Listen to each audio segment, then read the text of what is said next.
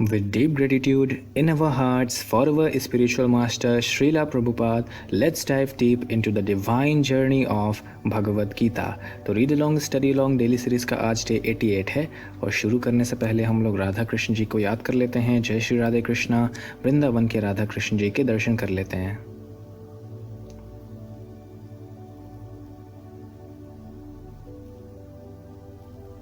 हाँ जी, तो हम लोग चैप्टर 2 पढ़ रहे हैं, अध्याय 2 गीता का सार। और इसमें आज हम लोग एक बहुत इंपॉर्टेंट श्लोक पढ़ने वाले हैं। इस श्लोक में श्री कृष्ण जी एक बहुत बड़ी प्रॉब्लम को एड्रेस करने वाले हैं और साथ में उसका सॉल्यूशन भी देने वाले हैं। तो ये जो श्लोक है वो श्लोक नंबर 59 है, जो कि कुछ इस प्रकार है। विषया विनिवर्तन्ते निराहारस्य देहिनः रसवर्जं रसोप्यस्य परम दृष्ट्वा निवर्तते। इसका अर्थ है, देहधारी जीव इंद्र भोग से भले ही निवृत्त हो जाएं, पर उसमें इंद्र भोग की इच्छा बनी रहती है। लेकिन उत्तम रस के अनुभव होने से ऐसे कार्यों को बंद करने पर वह भक्ति में स्थिर हो जाता है। तो यहाँ पर श्री कृष्ण जी कौन सी प्रॉब्लम को एड्रेस कर रहे हैं कि जब कोई मनुष्य अपनी इंद्रियों को कंट्रोल करने की कोशिश करता है, इंद्र विषयों में इंगेज होने नहीं देता है, लेकिन फिर भी उसके मन में इंद्रिय भोग की इच्छा बनी रहती है। तो क्योंकि उसके मन में इच्छा बनी है, ऐसी फ्यूचर में पॉसिबिलिटी है कि वो हार मान जाए और इंद्रिय विषयों में फिर से इंगेज्ड हो जाए। तो ये जो प्रॉब्लम है, इसका सोल्यूशन श्री कृष्ण जी कह रहे हैं कि वो उत्तम रस का अनुभव अगर करेगा तो ऐसा नहीं होगा। मतलब अगर वो हायर टेस्ट को टेस्ट करेगा तो लोअर टेस्ट को टेस्ट करने की जो प्रवृत्ति है वो छूट जाएगी। मैं फिर से रिपीट करता हूँ कि अगर वो हायर टेस्ट को टेस्ट करेगा तो वो लोअर टेस्ट को टेस्ट करने की जो उसकी प्रवृत्ति है वो छूट जाएगी। अब यहाँ पर मैं आपको बता देता हूँ कि टेस्ट का मतलब सिर्फ वही नहीं है जो हम अपने जिह्वा से एक्सपीरियंस करते हैं जब डिफरेंट टाइप के पकवान खाते हैं। टेस्ट या फिर रस एक जनरल वर्ड है। जैसे कि हम लोग जब सॉन्ग सुनते हैं तो उसमें भी एक टेस्ट होता है। हम अगर डिफरेंट तरीके के परफ्यूम्स को सूंघते हैं तो उसमें भी एक टेस्ट होता है। हम डिफरेंट तरीके के पकवान खाते हैं तो उसमें भी टेस्ट होता है। और अगर मैं उस टेस्ट की बात करूँ जो मन में यूजुअली हम लोग फील करते हैं, जैसे कि मैंने एक कहानी सुनी थी, उसमें एक मुर्गारी व्यक्ति था। वो क्या करता था, वो पशुओं को मारता था और उनको अधमरी हालत में छोड़ देता था, तड़पती हुई हालत में छोड़ देता था। तो वो तड़पते हुए उस पशु को देख करके बहुत बहुत खुश होता था। वो उसमें से अपना टेस्ट डिराइव करता था। तो इस तरीके के भी टेस्ट होते हैं। तो टेस्ट की वैरायटी बहुत सारी है। अगर मैं एक केस कंसीडर करूं कि इसमें एक व्यक्ति है जिसको स्पेसिफिक दृश्य देखने में बहुत मज़ा आता है, वो स्पेसिफिक दृश्य देख करके बहुत सारा टेस्ट डिराइव करता है। लेकिन अगर वो चाहता है कि वो स्पेसिफिक दृश्य ना देखे, अपने आप को कंट्रोल कर पाए, तो उसको हायर टेस्ट में इंगेज्ड होना पड़ेगा। और हायर टेस्ट क्या है? आध्यात्मिक आनंद, जो कि हमें तब आता है जब हम चैंटिंग ऑफ हरे कृष्णा करते हैं, श्री कृष्ण जी को सर्व करते हैं। तो अब देखिए, जब हम हायर टेस्ट में ही एंगेज्ड रहेंगे तो लोअर टेस्ट की टेस्ट करने की जो डिज़ायर है वो सारी छूट जाएगी। और जब ये लोअर टेस्ट को टेस्ट करने की डिज़ायर छूट जाएगी तो हम हायर टेस्ट में क्या हो जाएंगे? स्थिर हो जाएंगे। यही है स्थित प्रज्ञ मनुष्य की व्याख्या, कि उसका फ्यूचर में भी कोई पॉसिबिलिटी नहीं होता है कि वो कभी फॉल डाउन करेगा। तभी तो हम आखिर कह सकते हैं कि वो स्थिर है। हम टेम्परेरी स्थिरता की बात नहीं कर रहे हैं, हम परमानेंट स्थिरता की बात कर रहे हैं। और ये जो परमानेंट स्थिरता है वो आध्यात्मिक आनंद में रह करके ही आ सकती है। वही श्री कृष्ण जी यहाँ पर अर्जुन को समझाने की कोशिश कर रहे हैं।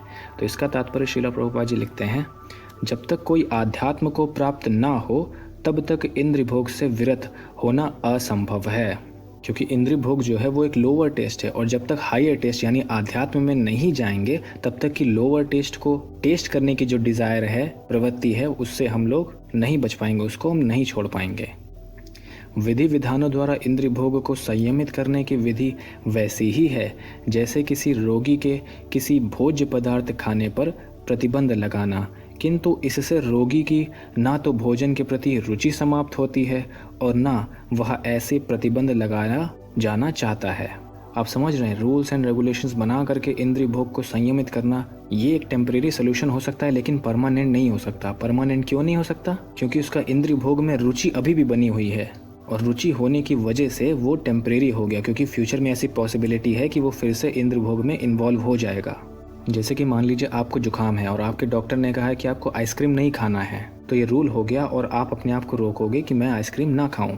लेकिन फिर भी आपका मन करता है कि मैं आइसक्रीम खाऊं, और कभी कुछ ऐसी कंडीशन बन गई और कंडीशन ने आपको प्रोवोक कर दिया कि आप आइसक्रीम खाओ, तो आप फिर अपने आप को रोक नहीं पाओगे, क्योंकि आप अंदर से चाहते थे आइसक्रीम खाना। इसीलिए ये परमानेंट सोल्यूशन नहीं है। आप समझ रहे हैं श्री कृष्ण जी कितनी डीप बात कर रहे हैं और श्रीला प्रभुपाद जी हम लोग को उस डीपनेस तक ले जा रहे हैं। तो यही महानता होती है एक आचार्य की। इसी प्रकार अल्पज्ञानी व्यक्तियों के लिए इंद्रिय संयम के लिए अष्टांग योग जैसी विधि की संस्तुति की जाती है, जिसमें यम, नियम, आसन, प्राणायाम, प्रत्याहार, धारणा, ध्यान आदि सम्मिलित हैं।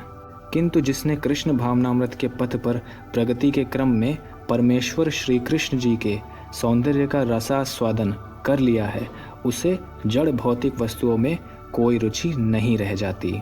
तो जब कोई कृष्णा कॉन्शियसनेस में आता है तो वो श्री कृष्ण जी की ओर अट्रैक्ट होता है, because he is all attractive. तो उसके दिल में, दिमाग में केवल श्री कृष्ण जी ही बसे रहते हैं। तो जब ऐसा केस है तो वो भौतिक चीज़ों के ऊपर कैसे आकर्षित हो सकता है, इंद्र भोग में कैसे रुचि रख सकता है, क्योंकि वो तो हायर टेस्ट को टेस्ट कर रहा है। अतः आध्यात्मिक जीवन में ये सारे प्रतिबंध अल्पज्ञानी नवदीक्षितों के लिए हैं। ऐसे प्रतिबंध तभी तक ठीक हैं जब तक कृष्ण भावनामृत में रुचि जागृत नहीं हो जाती, और जब वास्तव में रुचि जग जाती है तो मनुष्य में स्वतः ऐसी वस्तुओं के प्रति अरुचि उत्पन्न हो जाती है। तो आप समझ रहे हैं, हायर टेस्ट है तो आध्यात्मिक जीवन में ही है, लेकिन आध्यात्मिक जीवन में प्रवेश करने के लिए कुछ नियम हैं, कुछ प्रतिबंध हैं। जैसे कि कल हमने 4 रेगुलेटिव प्रिंसिपल्स देखे थे कि मीट नहीं खाना है, जुआ नहीं खेलना है, अवैध स्त्री पुरुष संग नहीं करना है और किसी भी तरीके का नशा नहीं करना है। तो ये 4 रेगुलेटिव प्रिंसिपल्स को जब कोई फॉलो करेगा और साथ में चैंटिंग ऑफ हरे कृष्णा करेगा, श्री कृष्ण जी को सर्व करेगा, तब वो धीरे धीरे कृष्ण भावनामृत में रुचि जागृत करेगा। और जैसे ही उसको रुचि आना शुरू हो जाएगा, मतलब हायर टेस्ट आना शुरू हो जाएगा, तब उसको खुद को रोकना नहीं पड़ेगा इन चारों प्रतिबंधों के लिए कि मैं मांस ना खाऊं, मैं शराब ना पीऊं, मैं कोई अवैध स्त्री संग ना करूं, मैं पैसे की लालच में जुआ ना खेलूं। तो इस तरह से जितने भी लोअर टेस्ट हैं उन सब से अरुचि पैदा हो जाएगी। मतलब कोई मन में ऐसी इच्छा नहीं रहेगी कि मुझे ऐसा कुछ करना है। तो अब बताइए, जब मन में कोई इच्छा नहीं है तो उस व्यक्ति को स्थिर कहा जाएगा कि नहीं कहा जाएगा? उसका फ्यूचर में भी कोई पॉसिबिलिटी नहीं है कि वो कभी फॉल करेगा, क्योंकि वो हायर टेस्ट में स्थिर है। और रास्ता क्या है? कृष्ण भावनामृत। ये तात्पर्य श्रीला प्रभुपाद जी ने बहुत अच्छे से लिखा है। हम लोगों को एकदम डीप अंडरस्टैंडिंग मिल रही है कि श्री कृष्ण जी आखिर कहना क्या चाह रहे हैं। और अगर आप इस बात को समझ रहे हो तो डेफिनेटली आपकी लाइफ चेंज होने वाली है। तो आई होप आपको ये श्लोक समझ में आया होगा।